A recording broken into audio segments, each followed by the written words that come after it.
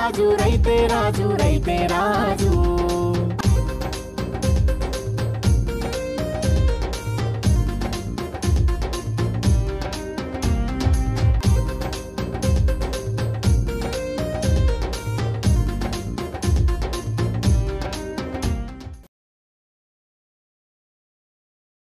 ఇంతకుముందు వచ్చిన 3 సార్లు వచ్చిన దీంతో 3 సార్లు వచ్చినాం తీసుకుపోతున్నాం. ఇంతకుముందు ముర్రా తీసుకుపోయినాం సక్సెస్ అయింది.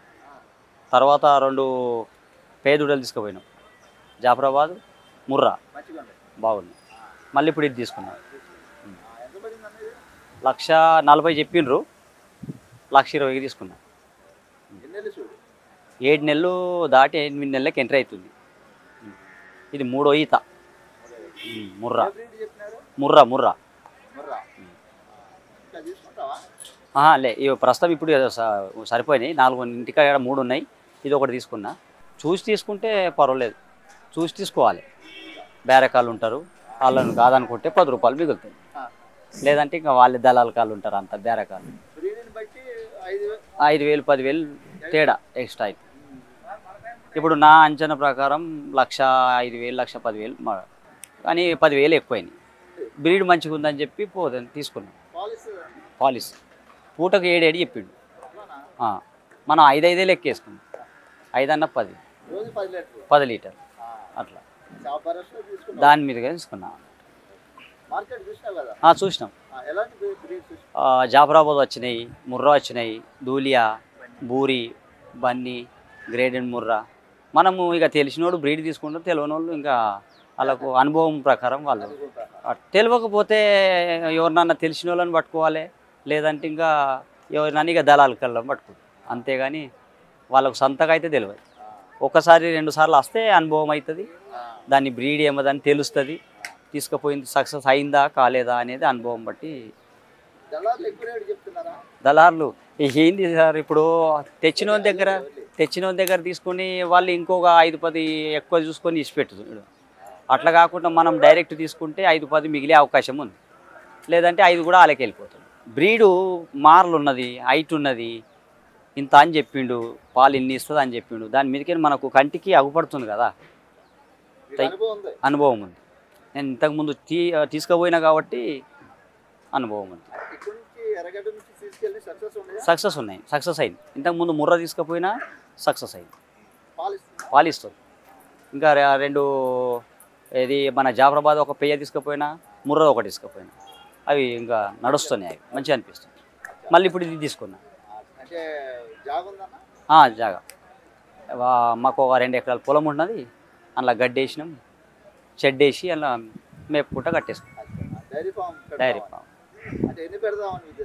ఇప్పుడు దీంతో ఒక 4 అయినాయి. అట్లా ఒకటితో స్టార్ట్ చేసినాం అన్నట్టు. ఇక సాధ్యమైనంత మందం చూస్తూ ఉంటా. ఇప్పుడు ఒకటి బంద్ చేసింది అంటే ఇంకొకటి తీసుకురావాలి కంపల్సరీ.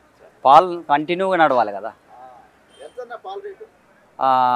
హౌస్ వైఫ్గా పోసుకుంటే 70 రూపాయలు. ఇంకా నీకు కేంద్రంలో పోసుకుంటే ప్యాడ్ ప్రకారం 60కి పట్టిస్తారు. లాభం అంటే ఇక లాభమే అనుకో. ఇక ఎందుకంటే ఇళ్ళల్లో వస్తే 70 కట్టిస్తారు, డైరీలో వస్తే 60 కట్టిస్తారు. 10 రూపాయలు ఫరక్. తిరగడం దానికి కూడా ఖర్చు దానికి ఉంటుంది. ఇల్లు తిరిగిపోయడం కన్నా 10 రూపాయలు డిఫరెన్స్. దీనికి పత్తి కలిపిండి, తవుడు కానీ పుట్టి అలాంటి దానాలు పెడతాం. సూపర్ నేపేం గడ్డి పెట్టుకొని వేసుకుంటాం. పచ్చిమేత, ఎండుగడ్డి, పుట్టి, పత్తి కలిపిండి, తవుడు అట్లా దానతో రన్ చేస్తాం. సొంతంగా ఓన్గానే చేసుకుంటాం. మిగులుతుంది. మనం కష్టపడాలి, వేరే వాడిని పెట్టుకోకుండా మనమే కష్టపడితే 4 రూపాయలు మిగులుతాయి. ఇంకా లేదంటే జీతగాన్ని పెట్టుకుంటే వచ్చే లాభం అతనికి ఇవ్వాలి, అందులో దానా ఖర్చులు ఉంటాయి. అదేమీ కాదు. మనం సొంతంగా కష్టపడితే 4 రూపాయలు మిగులుతాయి. వాళ్ళు ఏంది సార్, ఇప్పుడు వాళ్ళు ఏదో ఒక జాబ్ చేస్తారు, వాళ్ళ లక్షల జీతాలు వస్తాయి.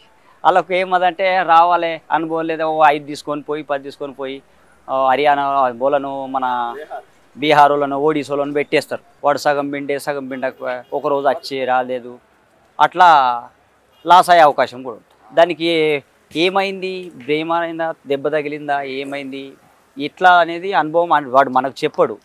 అదే మనమైతే డైలీ చూసుకోవచ్చు బర్రెకి ఏమైంది, పాలు ఎట్లేస్తుంది, దాన తింటుందా, గడ్డి మేస్తుందా, మనం చూసుకొని మనం రన్ చేసుకుంటాం. వాడు మనకు చెప్పాడు. మనం దానా పెట్టడం కానీ, మేపడం కానీ, ఎండుగడ్డి పుట్టి దాన్ని పెట్టడం వల్ల మనకు ఎక్కువ ఇచ్చే అవకాశం.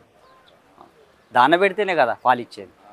మనం సాధ్యమైనంత మందం ఇప్పుడు 1.4 తెచ్చుకుంటే మనతో కాని పని 1, 2 లేదా 3 అట్లా రన్ చేస్తూ ఉంటే మనకి ఇంకా కొంచెం జర డెవలప్ అనిపించినప్పుడు ఇంకొకటి తీసుకుంటే అట్లా అవుతుంది అన్న. 1.4 తీసుకొని పోయి పడితే కాదు, సాధ్యం కాదు.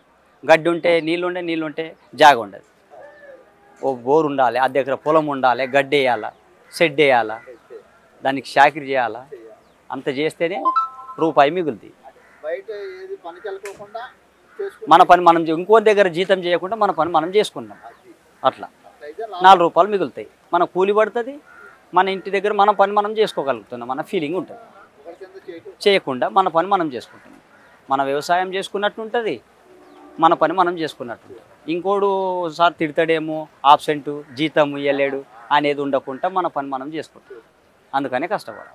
ఇప్పుడు 7 నెలలు ఉందన్న, ఇంకొక 3 నెలలు మేపాల కష్టపడాలి. 3 నెలలు మేపితే 3 నెలల 15 రోజులు మేపితే పచ్చి మీద ఎట్లయినా పాలు గీదు. అది పేయారనకం ఇంత కొద్దిగా మనం మేతను పెట్టి మనం చేసే విధానంను బట్టి పాలు పెరుగుతాయి. అప్పుడు మనకు రన్ అవుతుంది. అట్లా ఇప్పుడు ఒక 8 నెలలు 6 నెలలు ఇస్తుంది పాలు తీసుకోవచ్చు. ఆ లోపు మళ్ళీ మనం క్రాసింగ్ కూడా చేయించుకుంటే ఇటు సూడి పోతుంది, అటు పాలు ఇస్తుంది.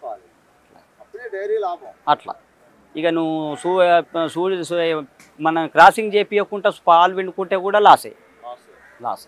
మళ్ళీ అది కట్టాలంటే మళ్ళీ సంవత్సరం కాబట్టి ఇటు ఇస్తా ఈనాక 40 రోజులకే ఎదకొచ్చేస్తుంది.